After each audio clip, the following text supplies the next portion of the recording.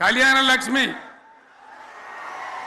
కేసీఆర్ ₹1,00,000 ఇస్తాడు, మేము వస్తే తులం బంగారం కూడా కల్పిస్తామని అన్నారా? ఏమన్నా నత్తందా?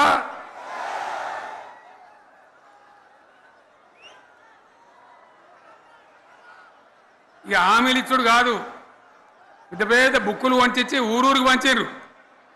సిగ్గులేక ఊళ్ళ పంట తిరిగి బాండ్ పేపర్లు రాసిచ్చారు. బాండ్ పేపర్లు ఇంటింటికి తిరిగిండ్రు. చెప్పిండ్రా? చాలా మంది అడిగిండ్రు. మరి మీరు అడ్డగోలు చెప్తున్నారు, అడ్డం పొడుగు చెప్తున్నారు, ఎటువంటి అడ్డ చెప్తున్నారు, యాడికెళ్ళి ఇస్తారా భయ అని అడిగిండ్రు. పేపర్ వాళ్ళు అడిగిండ్రు.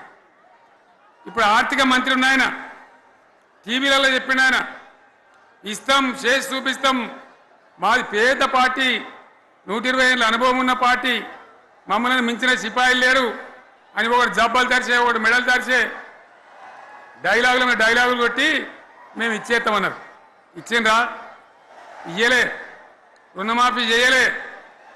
మధ్యలో పార్లమెంట్ ఎలక్షన్లు వచ్చినాయి. అప్పుడు నాకు కాలు ఇరిగింది, మెంటుకుంటున్నాం, మళ్ళీ నేను బయలుదేరిన. ఆ దెబ్బకి ఏం చేసిండ్రు? తెలంగాణలో ఎన్ని దేవుళ్ళు ఉన్నాయో అన్ని దేవుళ్ళ మీద ఒట్లు పెట్టుకున్నారు. పెట్టిండ్రా? బహిరంగ సభలలో ఆడిడ కూడా కాదు. ఇన్ని మాటలు చెప్పి ప్రజల్ని ఏమార్చింది. ఒక ఉచిత బస్ అని పెడితే అది జుట్లు పట్టుకొని కొట్టుకుందానికి మనకత్తాను తప్ప ఏమనికి ఉపయోగపడ్డది లేదు. ఆ మహిళలే అంటారు మాకు ఎందుక ఉచిత బస్, దరిద్రం, మాకు అవసరమే లేదు అంటాను. అటువంటి ఒక్క పథకం పెట్టి ఇక ఇప్పుడు మళ్ళీ పెద్ద నోరు పెట్టుకొని వాళ్ళే మాట్లాడతారు.